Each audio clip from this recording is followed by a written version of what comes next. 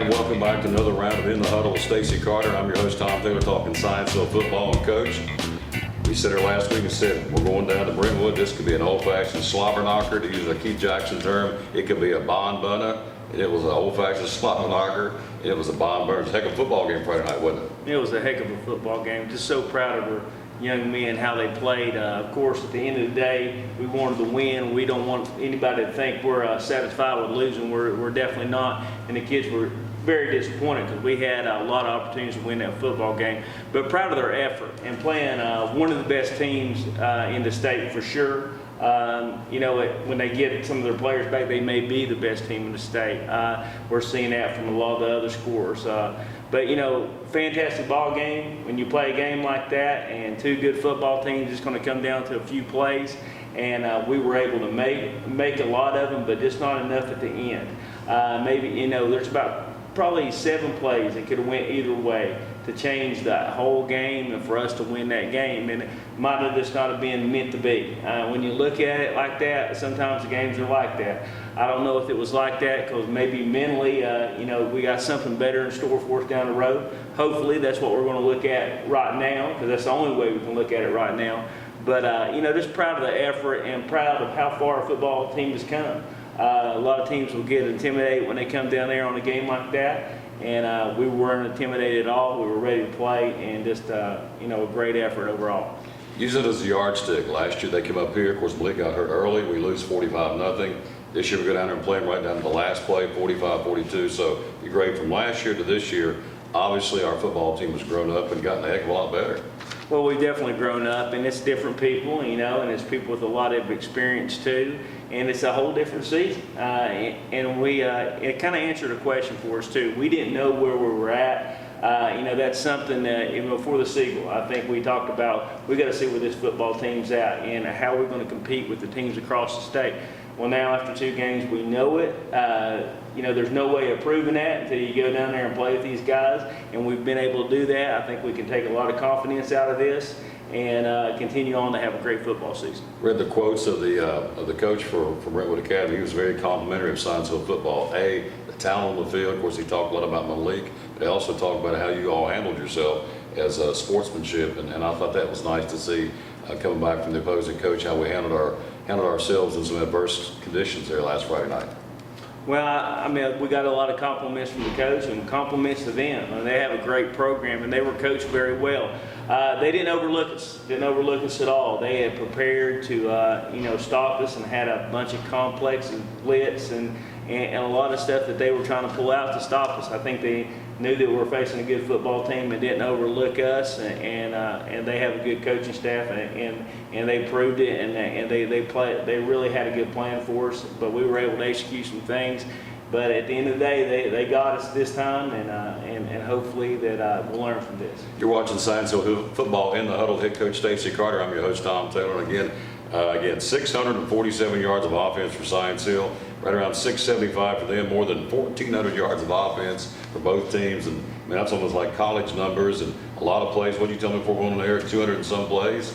I think we had 230 plays, and we had 229 last game, because I mean that is a heck of a lot of plays in the last 2 weeks, and you know, it's kind of the way things are going. Those all tempo offenses, they're really going fast, and the kids are playing you know, 2 games, and one night they're playing 2 games, so it has really changed in the last few years.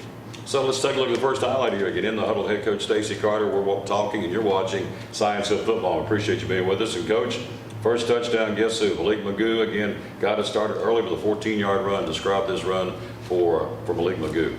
Well, first of all, he made a good run to get us down there, and we made a good catch to get down there on that side.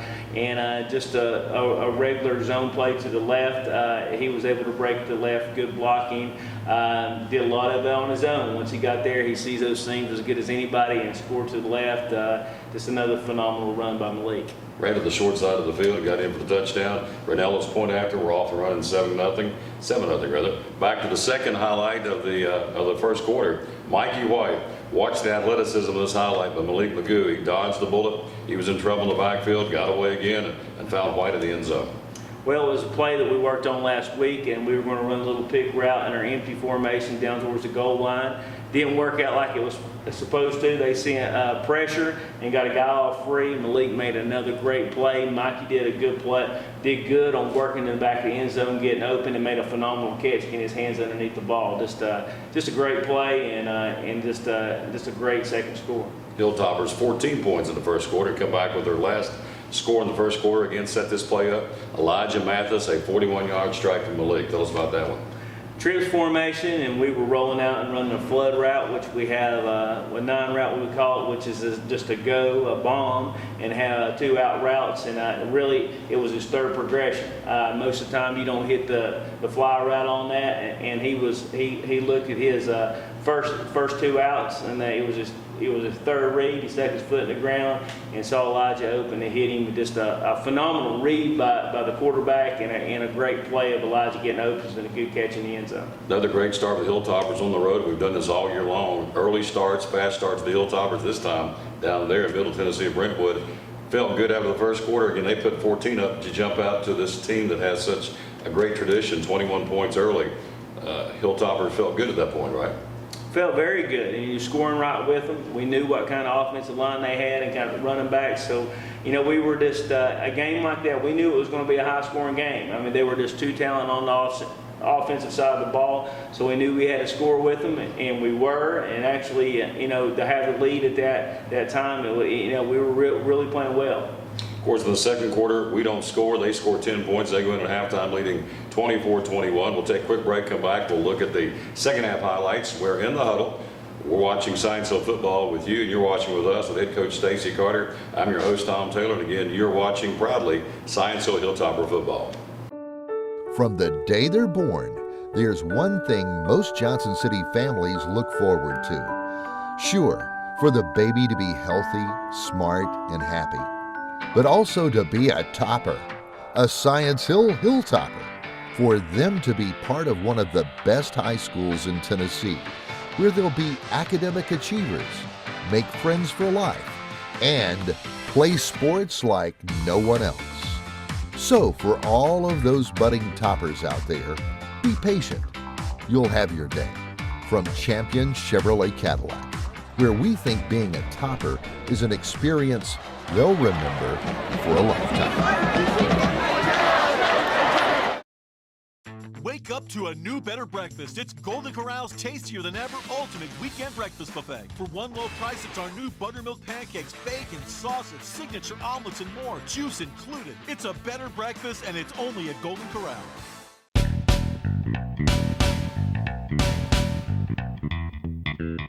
And welcome back into the huddle. Head coach Stacey Carter. I'm your host, Tom Taylor. We're talking Science Hill football, recapping the exciting barn burner, as we said. 87 points on the scoreboard last Friday night in Brentwood, Tennessee. 45-42, Brentwood prevails, but a heck of an effort by the lads from Johnson City. And coaches pick up again. We're going to halftime trailing 24-21, and let's pick up the second half highlights for Science Hill. Third quarter, Malik Magoo, another great run, touchdown for the young man from 11 yards out. Another great run. He just made a super run to the left side again. Fumbled the ball and was able to pick it up and get in the end zone. Actually got his knee banged up a little bit, but he should be okay. But just another athletic play, and really needed that. It could have turned out a lot worse. That the ball jumped right back up in his hands, and we're able to get the score. So it was a great score. Both teams scored 21 points in the second half. For the second touchdown for Science Hill into the fourth quarter, Bedard catches this 30-yard pass from Magoo, and he got the pass and got most of the touchdown on his own. This kid's a heck of a runner. Kind of reminds me of a runaway bull. This guy gets out there, and man, he is tough to bring down, didn't he? Tough to break down, has very quick feet also. He's played very well at running back. He's a great quarterback, has a great arm, can do great things for us. Him and Malik kind of come up with that at halftime. We were making adjustments, and Malik said, let's do our check downs in the middle. It should be open. And Justin and him, they talk a lot, and we made that adjustment. And it was a couple big plays for us, and that resulted in a touchdown. But that's kids, just knowing the game and making adjustments during the game, and that kind of led to that score. You're watching In the Huddle, head coach Stacey Carter talking Science Hill football game, recapping the Brentwood Academy game. Coming up this week, back in the conference play, Tennessee High Vikings, a very tough opponent. We'll talk about them coming up here and the rest of the conference schedule in a few moments. Coach, last touchdown again down at Brentwood last Friday night. Tyreek Perkins, 12-yard pass in the lead with like a minute 59 to go in the football game. Heck of a catch, heck of a throw, and a great effort by Tyreek Perkins. Great effort by Tyreek. Tyreek has played outstanding. He has really came a long way. Probably the most improved player and becoming one of the top receivers on the team. Just good thing about it, he's a junior, and he ran a slant route. People draped all over him. They were playing a lot of press coverage and holding us off the line, and got away with it most of the night. We got a couple pass interference calls, but you know, they knew they were going to have a hard time staying with the receivers, and that was the tactic, and it worked pretty well for him. But we were able to get off, and he had people climbing on his back, and still made a great catch and caught it right at the right on the end zone line, and just a great play. The beauty of Science Hill football, they don't back down from anybody. Look at this non-conference schedule this year. Coach Elizabethton, look at the kind of year they're having. Of course, Siegel got a big win last week over Beach, and now Brentwood. So Science Hill's non-conference schedule is going to make you better in the conference, which starts this week and goes the rest of the way. So you're going to reach out there and gotten better. Coach Lombardi once said, to be the best, you got to play the best. And hey, you've been playing some great non-conference opponents. Only going to make you a better football team. Definitely think it'll make us a better football team. You know, the speed of getting used to that speed of the game. The speed of the game is very different when you play those teams, and it's something that you just can't simulate. You got to get out there and play them, and the kids get better and better as they play at that speed. And our kids have been able to keep up with it and have played very well, and just had a great effort so far. Down through the years, we've talked to you and I about how important the kicking game is. Look what Science Hill's got, a heck of a weapon back there. Alex Ranella, 6-point afters, 49-yard punt, and 5 touchbacks Friday night, which is an extra weapon. When they can't return the ball, it comes out to the 20 automatically. That's a big boost for your defense and special teams, and Alex Ranella has really become a big weapon for Science Hill. You know, Alex, and we talked about it last week, how much he's worked and how far he's come. He just continues doing what he's been doing. This very consistent. He works so hard, and I mean, he is just getting better and better, punting the ball very well. Those touchbacks, he can kick field goals for us. He kicks the ball very high, which you don't get a lot of balls blocked too. I think that's very important.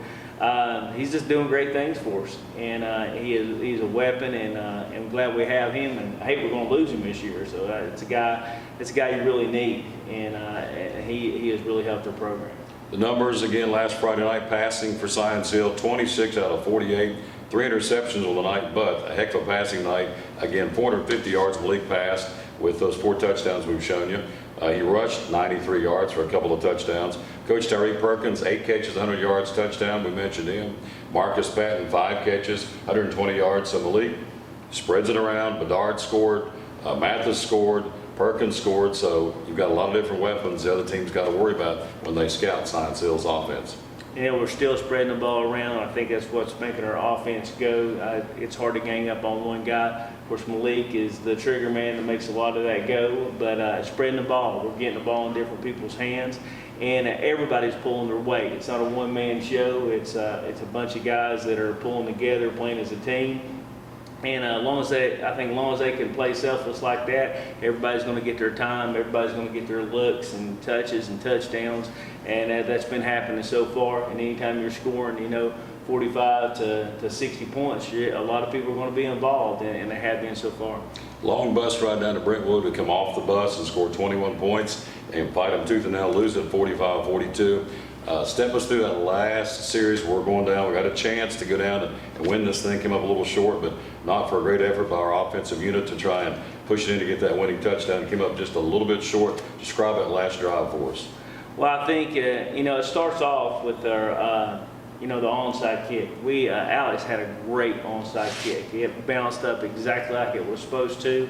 We had it, and they took it away from us in the scrum. It's one of those things that happened, but definitely a great job by him. And then a lot of people would have thought it was over with. Our defense really stepped up, and they made big plays and were able to stop those guys. They were trying to run it out, and on 4th down, they were seeing if they could go ahead and get the 1st down and run the clock. But were able to make a big stop and able to get the ball back. We called timeouts early to make sure we could get the ball back, and when they were trying to run the clock out, it worked out perfectly for us. And somehow we got the ball back with about 25, 30 seconds left. And you know, Malik had a good flat route and was moving it down the field, and hit a big pass across the middle, clocked it and killed the clock, and then we kind of went across the middle and we finally threw an interception to you know, finish the game off. A great effort. Our kids never quit. You know, there's probably you play back in your mind, maybe we should have did this, should have did that, but probably wasn't in the cards for us that night. When it comes down like that, we just were trying to get in a field goal range, and we knew we had a kicker that could do it, at least to tie the football game. But you know, it was one of those nights. It just didn't happen for us. But, you know, proud of the effort. And if you play that well and you play that good a team, I mean, some of those are going to go your way, and some of those will go to other teams. And this time we just come up a little bit short. On a side note, at the end, late in the game, on that last drive, it was a late hit against Malik Magoo, and a lot of folks upset with that late hit, including yourself. Young man was disciplined. He was ejected from the football game. Coach apologized afterwards, so everything is good because I just kind of lost it for a minute and hit Malik late. Everything is good, and it was the heat of the battle, and their coach apologized, and the train rolls on, right? Well, I mean, I think, you know, a lot of frustration out of that team. Well, they had a hard time touching him all night, and I'm sure that was something to do with it. But you know, our kids handled themselves great, and in Brentwood, that's not, and their whole team. It wasn't like that the whole game. That was just one isolated incident, and over with, they handled it fine, and it's just something that sometimes that happens in a football game. We handled it fine. Got back on the bus, came back, and we're going to come back and take a break, our final break. We're going to come back and get ready, talk about the Tennessee High Vikings. Big football game coming to town on Friday night. It's a conference game with conference the rest of the way. We also want to brag on some of the defensive players. Defensive players had a great ball game last Friday night. You say, well, gosh, they put up 45 points. But Coach, before we go to the break here, we'll talk about some of these kids, but defensively, you know, we had big stops, and we, you know, yeah, they got 45 points, but we played a heck of a football game defensively too. Well, we got timely stops when we needed them. There was no way you're going to just shut out a team or stop a team like that. I mean, they have 3 Division I offensive linemen. 2 of them already committed to the University of Tennessee. So, you know, they have a great offensive line coach, Matthews from the Titans, a Hall of Famer offensive lineman. So, I mean, it is, we knew they were going to move the football. We knew they were, and they did. But our kids just had to keep battling on defense, and they did, and made some plays and kept us in it. But you know, it's hard. That was a hard thing for linebackers when those big old linemen are coming out on you, and for our guys to keep on fighting when they're outmanned, but they just keep on going. I'm proud of the defensive efforts. Take a quick break, come back and brag on some of these youngsters, and also talk about this week's game against Tennessee High. You're watching Science Hill Football in the Huddle. I'm your host, Tom Taylor. We're proudly telling you, again, you're watching Science Hill Hilltopper Football.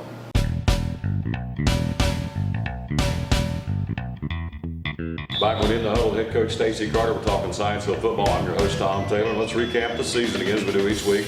Opening things up at Elizabethton, winning there 56-34. Winning at Crockett, our conference opener, 63-27. A couple of weeks back, beat Morristown West in a goose egg. Pitched a 48-0 shutout. 2 weeks ago, beat Siegel, who went on, as Coach said earlier in the show, went down to beat Beach. This is a football team up and coming. Got them up here 52-28. And of course, last Friday night, as we've talked, we beat Brentwood 45-42. Coach is talking about some of these kids again. Q had a heck of a game, batted down passes, had tackles for losses. Let's start with that young man. Had a heck of a ball game. Yeah, I think Q. I think the more the game went on, the more he knew he could hang with these guys and knew what kind of player he is. He's a phenomenal kid, phenomenal student, and has all kinds of ability too, and has ability to play on the high on the next level. I think a lot of times when you come in, he knew what he was getting ready to face. He knew he was facing some Division I top offensive linemen, and probably when he came into that game, he didn't realize that he could play with them like he could. It probably took him 2 quarters to figure it out, and once he figured that out, he played lights out and just had a great football game. This kid continues to get better all the time, and what a great kid, and we're going to see super things out of him. Brought up a great point. Again, these kids have heard about Brentwood Academy. They saw them up here last year, and they saw what they did to us up here at 45-0. Get on that long bus ride, get down there, and I think you made a great point. You get out there and you score 21 points in the first quarter. If I'm playing, I'm looking around going, hey guys, we can do this. We're down here on Brentwood's field, and we're not only hanging with them, we're beating them right now. It's got to be a great confidence boost for our football team to go down there, even though you lost, but learned a lot from that to come back here and use it for the rest of the season. Well, I think it helps, especially with their linemen. We knew they were very strong there. Our skill guys, I think our skill guys have a confidence, an air that they can play with anybody, and they didn't back down at all. As far as our D linemen, some of them, I think they had to prove themselves, and I think that helped us getting those points up, and I think they continued to get better and better as the game went along. Cameron Burris, Chase Silvers. Tell me about those two kids for Science Hill. You know, Cameron is, and both of them are just playing great right now. Cameron's our nose man, and he is getting better all the time. I mean, he is even another gear we need to get out of him because he is the strongest guy on our football team by far. He is one of the strongest kids I've ever had at this age. I mean, he really is. He's using it, but he even has a little bit more we can pull out of him. But he's playing well for us. Chase is one that came in there. Chase probably didn't even realize those guys were big and top recruits and didn't even care. Chase is one of those that's going to go at you no matter who it is, and he's going to come out and play hard. And he went after him. He went after him all year, and he's playing phenomenal for us. And Chase is just having a great year. Bryson Tolley, Brett Marcus. Tell us about those kids. Well, two young kids. Bryson's a sophomore, and Brett's a junior. Brett is playing a very good outside linebacker, getting better each week. He's tough, he's smart, very smart academically too, just a super kid academically. Bryson, he is a great young sophomore, super baseball player.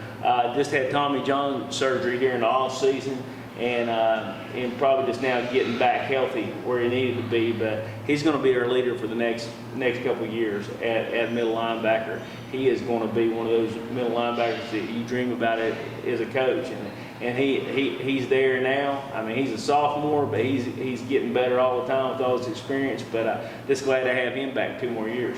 Two more kids we want to showcase again because they had good ball games Friday night. Cameron Hill and Brandon Westmoreland. Well, Cameron Hill, another great linebacker, another sophomore that he's going to be right in there anchoring down with Bryson Tolley.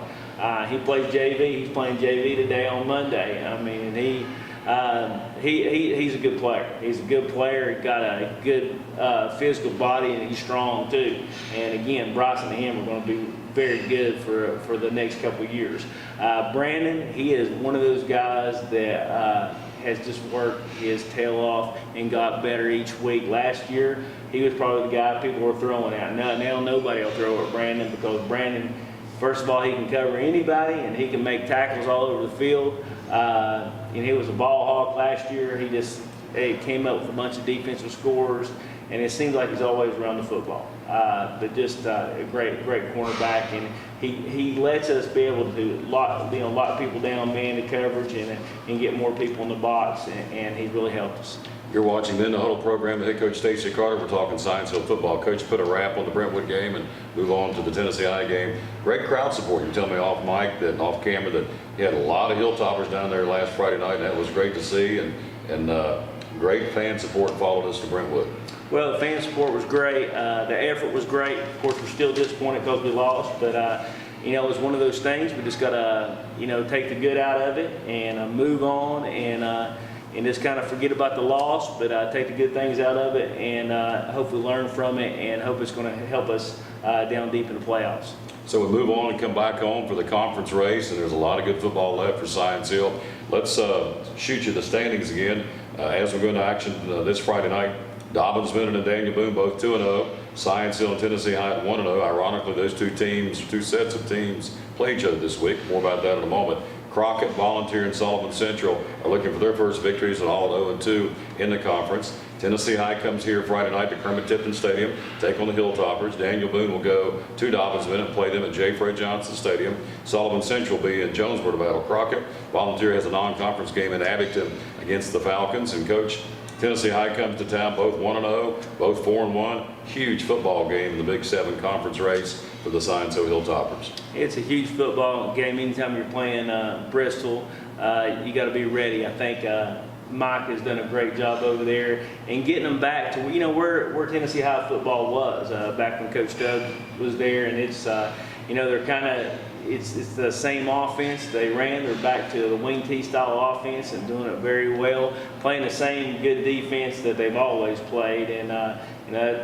Coach Mays has been their defensive coordinator for a long time, and that hasn't changed. So they're really playing well. They really are. I think Elizabeth and Game was just trading scores the whole time. They couldn't stop Tennessee High, and of course Tennessee High had a hard time stopping Ethan Thomas and Elizabeth, and also. So it's going to be a battle. It's going to be a battle. It's going to be a big game for us. It's very important in the conference race. And after the Brentwood game, we really got to come out and play well and set the tone for the rest of the season. Over the last 2 ball games, Science Hill, the single game Brentwood, you ran over 200 plays, well over 200 plays.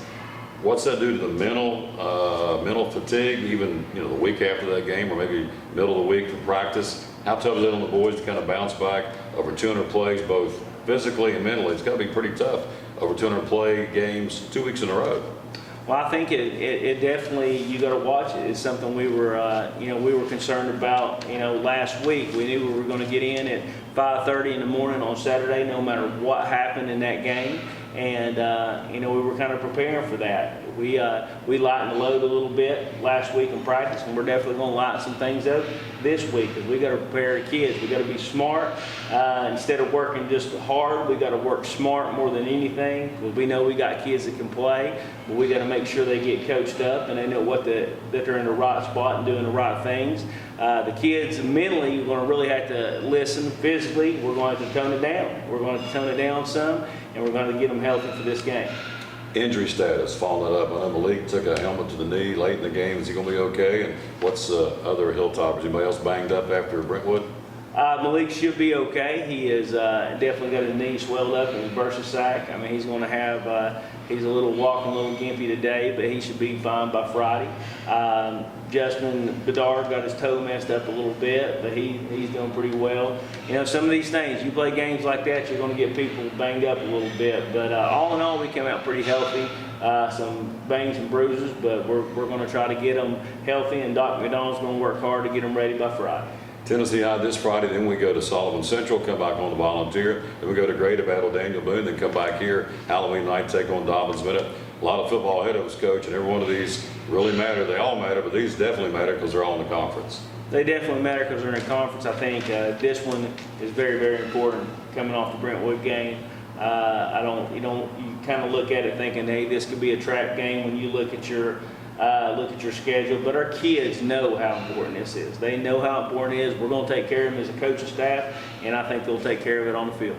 You'll have the 12 man in the stands this Friday night too. It's been big crowds all season long, and we expect a big house here this Friday night for the Hilltoppers and the Vikings.